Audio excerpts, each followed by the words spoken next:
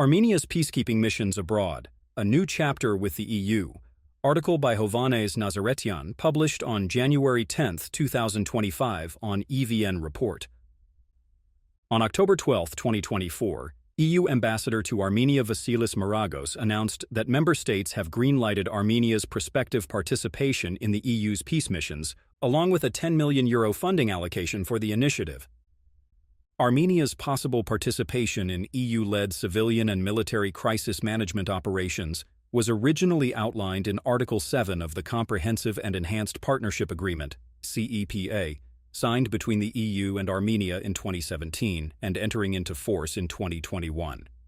The EU's top diplomat, Josep Borrell, mentioned it in February 2024 as part of increasingly closer foreign and security ties between Yerevan and Brussels, which have come to encompass the EU's Civilian Observer Mission in Armenia, EU-MA, deployed along the border with Azerbaijan, and non-lethal security assistance provided through the European Peace Facility, EPF. When the EU approved €10 million for Armenia in July under the EPF for a fully fledged deployable tent camp for a battalion-sized unit, it emphasized the aim of enhancing the interoperability of Armenia's armed forces in preparation for possible future participation in international military missions and operations, including those deployed by the EU. While Armenia's participation is anticipated, no further details have been made available so far. Currently, the EU oversees 24 missions and operations that includes 3,500 military and 1,300 civilian personnel around the world, including in neighboring Georgia, Moldova, Ukraine, Kosovo, Bosnia, Iraq, Palestinian territories, and almost a dozen in Africa.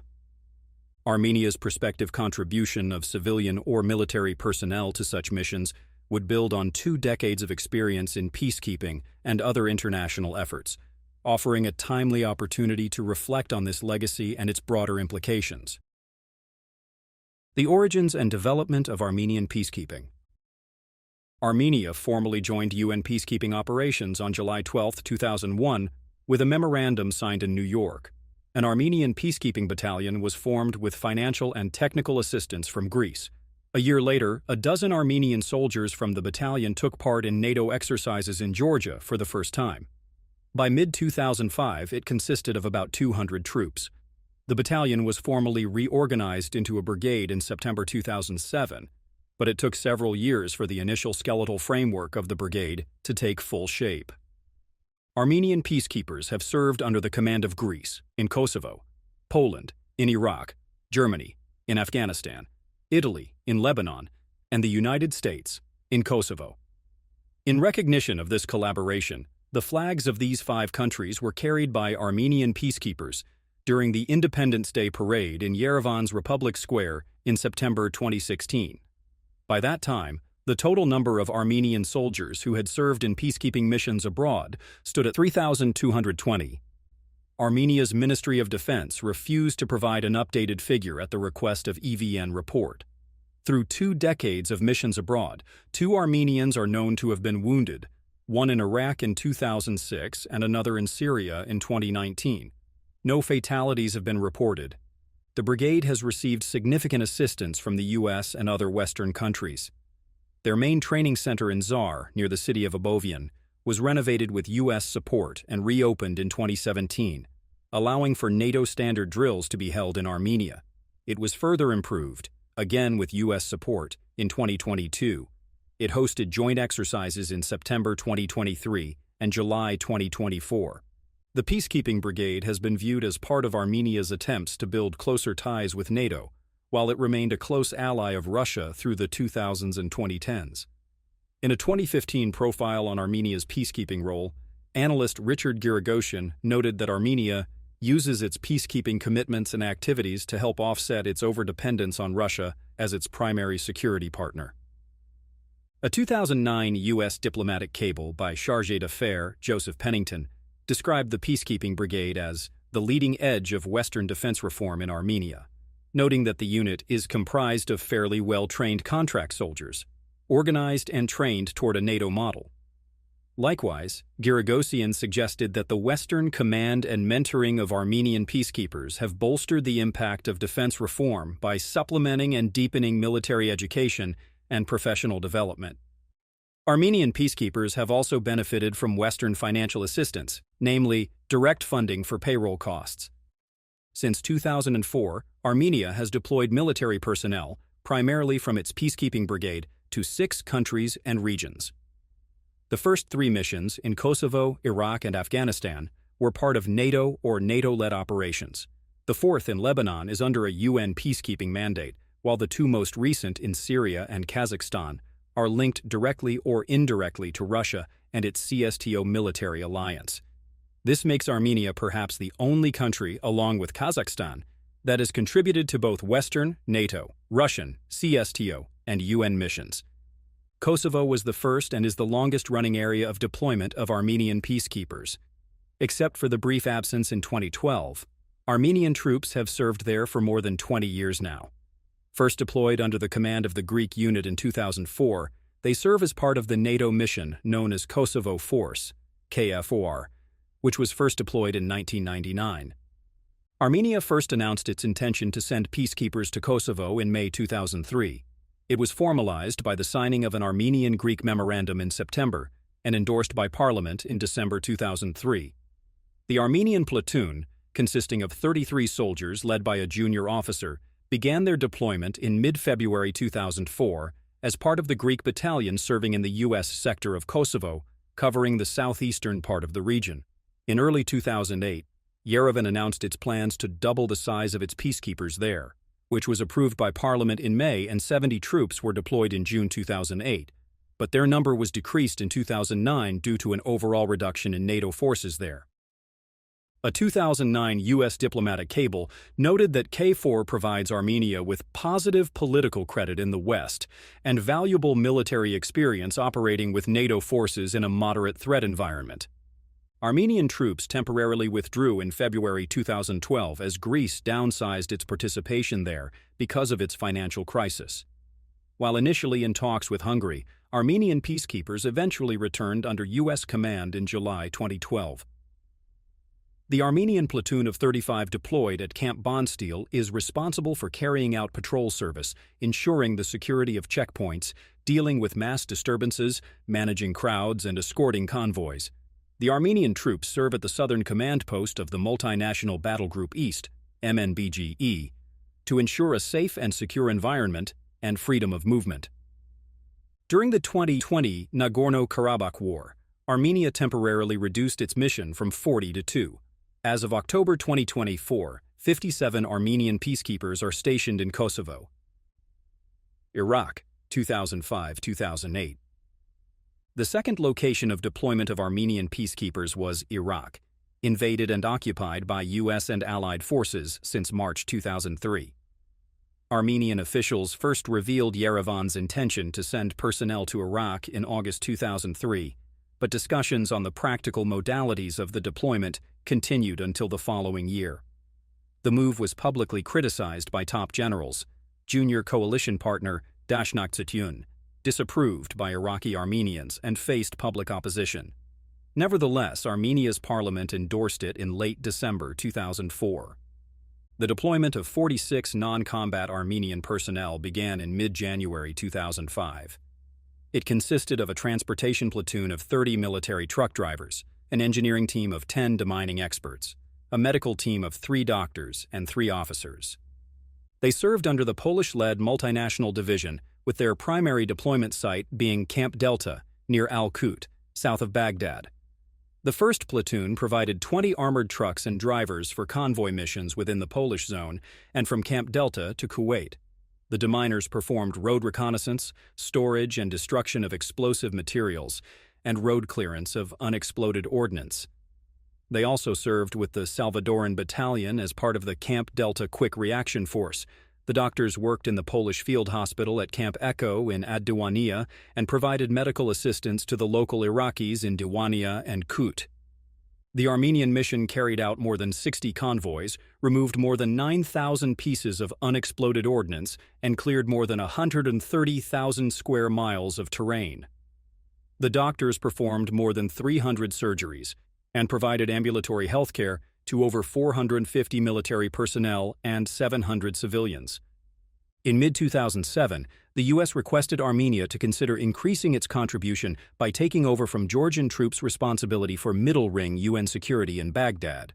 Armenia's then Defense Minister, Serge Sargsyan, countered that Armenia could not afford to send so many combat troops because of the risks associated with the Nagorno-Karabakh conflict, and argued that the peacekeeping battalion was not yet sufficiently advanced and he would not put inexperienced troops into such a situation for which they were unprepared. One Armenian soldier was seriously injured in November 2006, resulting in a leg amputation. He was the only casualty of the Armenian mission in Iraq. A total of 342 to 380 Armenian personnel served in Iraq in 8 rotations until the mission was withdrawn in early October 2008. President Bush thanked Armenia for the mission. Afghanistan, 2010-2021. Armenia considered sending a mission to Afghanistan as early as 2007 and 2008, although initially it concerned only sappers, deminers, and medics. Armenia and Germany agreed on the deployment by July 2009, and the details were regulated by an agreement with NATO in October 2009, which received Parliament approval in December 2009. The Russian-led CSTO did not object to the move. The Armenian contingent of 40 troops first traveled to Germany in December 2009 for pre-deployment training. The unit served under German command in Regional Command north of NATO's International Security Assistance Force, ISAF, in the Kunduz province. Their primary mission was to ensure the security of the Kunduz airport alongside the Germans. The Armenian unit arrived at the place of deployment in mid-February 2010. A small chapel was built by and for the Armenian troops in Kunduz in July 2010. By December 2010, Yerevan announced its plans to double the size of the mission. At the time, it was increased by 5, to reach 45 personnel, including 5 instructors to train the Afghan army. In May 2011, Parliament approved further increasing its size by 2 infantry platoons to reach up to 130 troops, thus tripling the Armenian mission. A group of 81 Armenian troops arrived in Mazar-e-Sharif in June 2011, bringing the total to 126.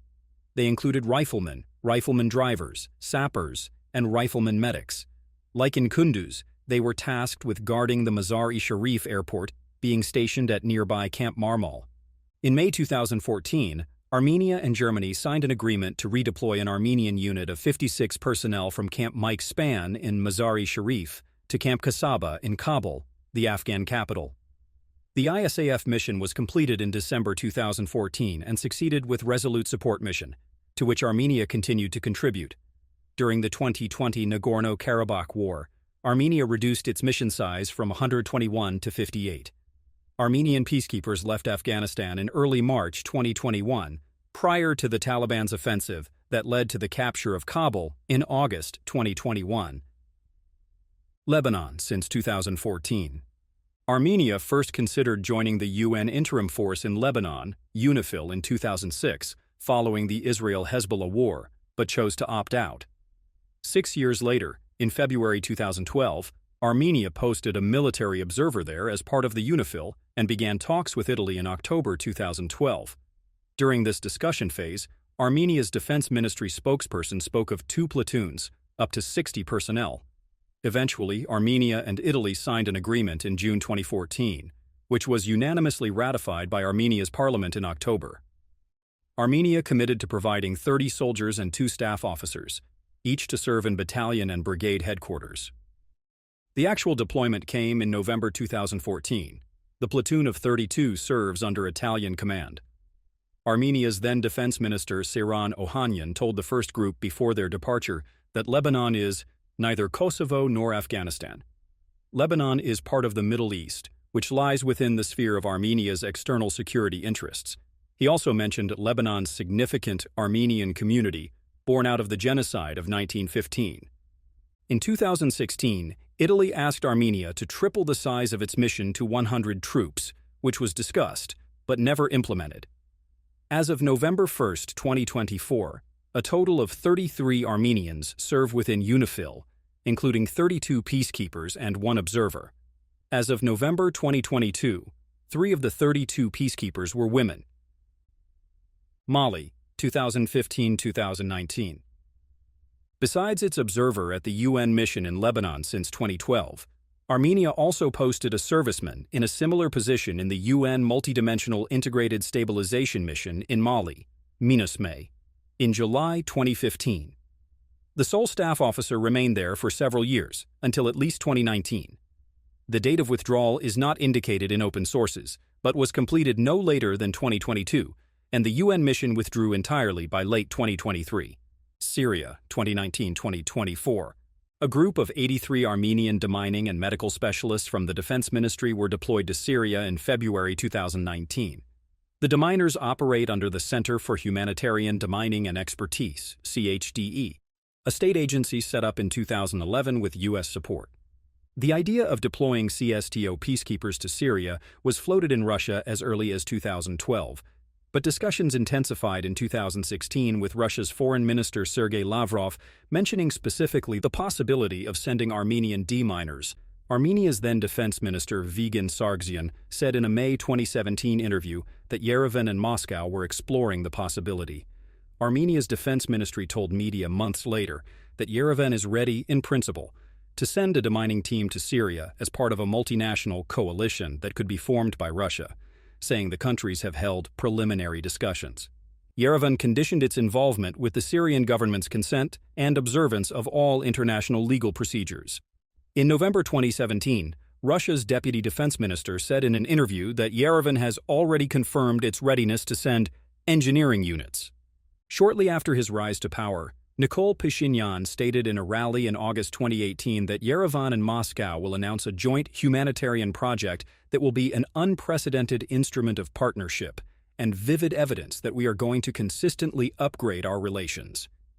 He announced Yerevan's decision to send a humanitarian contingent in September after a meeting with Putin in Moscow. He stressed that it is entirely humanitarian, does not contain any military element, and aims to support the Armenian community of Aleppo. Armenia's then Defense Minister Davit Tanoyan said in an interview that while most specialists are military personnel, it is not a combat unit, as they will be involved exclusively in humanitarian work outside of war zones, specifically Aleppo. He said the group will coordinate its work with Russia and the Syrian government. Deputy Minister Gabriel Balayan further clarified that the group will be exclusively subordinated to Yerevan, while not ruling out cooperation with Russia in certain aspects. The group of 83 Armenian personnel were transported to Syria on February 8, 2019, on Russian planes. When they met in Moscow the same day, Russia's Defense Minister Shoigu told Tanoyan that Armenia was the first to respond to our call to assist the Syrian people, calling it a significant contribution to restoring normal life in Syria. Yerevan's agreement to deploy personnel in Syria came amid charges against Pashinyan of pro-Western sympathies and an anti-Russian foreign policy. It was seen as an attempt by Pashinyan to dispel those suspicions and demonstrate loyalty to Moscow. Armenia's Security Council chief Armen Grigoryan, who had criticized the idea in 2017, insisted that there are no issues in Armenian-Russian relations that we would need to resolve by sending a military contingent to Syria. During a speech in Parliament on December 4, 2024, Pashinyan admitted that the move was designed to demonstrate to Moscow what it means to be an ally. This is how we see being allies and the attitude toward fulfilling contractual obligations. The move was welcomed by the Russian ambassador Sergei Kopyrkin, who said Moscow highly values the decision, which once again reaffirms the special allied nature of our relations. But it was met mostly with disapproval inside and outside Armenia. Domestically, the decision was criticized by former officials and pro-Western politicians and activists. Washington saw Armenia's commitment as going against its efforts to isolate the Assad government internationally. The State Department said, while it recognizes the desire of other nations to respond to the humanitarian situation in Syria, it does not support any engagement with Syrian military forces, whether that engagement is to provide assistance to civilians or is military in nature. It also expressed its disapproval of any cooperation between Armenia and Russia for this mission, as Russia has partnered with the Assad regime to slaughter civilians and trigger a humanitarian catastrophe. Yerevan said it took note of the statement and reiterated that it is a purely relief mission. After the deployment, Armenia's Defense Minister Tanoyan appeared to hint that Armenia may at some point participate in military operations. which Pashinyan strongly refuted the next day. "We have no such plans," he told Parliament. Armenian authorities repeatedly defended the decision. Pashinyan told Parliament that their deployment is justified for considerations of our sovereignty and also for our historical mission.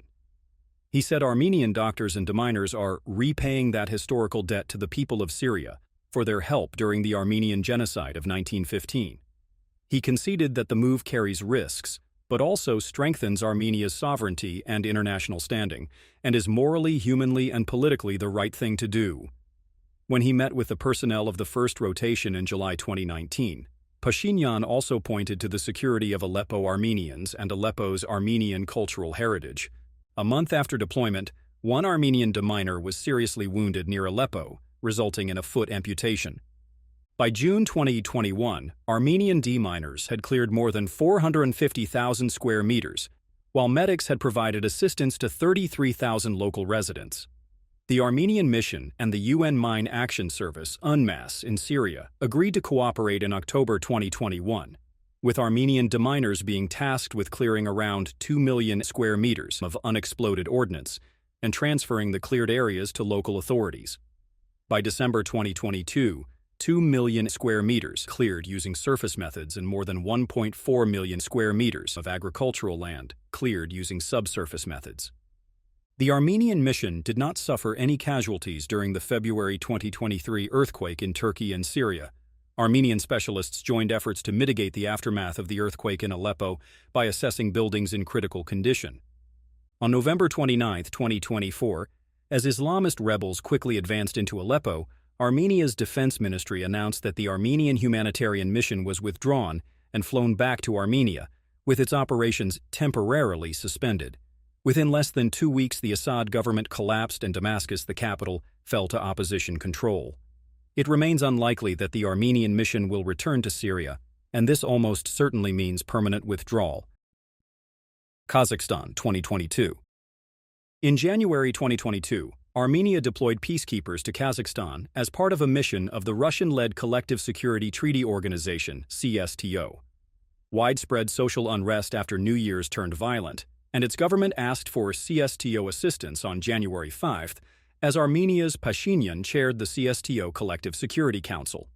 A decision was made the next day to deploy CSTO peacekeepers for a limited period, aimed at stabilizing and resolving the situation there. It represented the CSTO's first military deployment in support of an ally. 100 Armenian personnel were deployed on January 7. They were transferred by Russian aircrafts and included female peacekeepers. Armenian personnel were responsible for guarding the Aksay bread factory, Almaty's main bread supplier, and the Druzhba water utility pumping station, also in Almaty, to prevent its possible poisoning. As the situation stabilized, they returned to Armenia a week later, on January 14.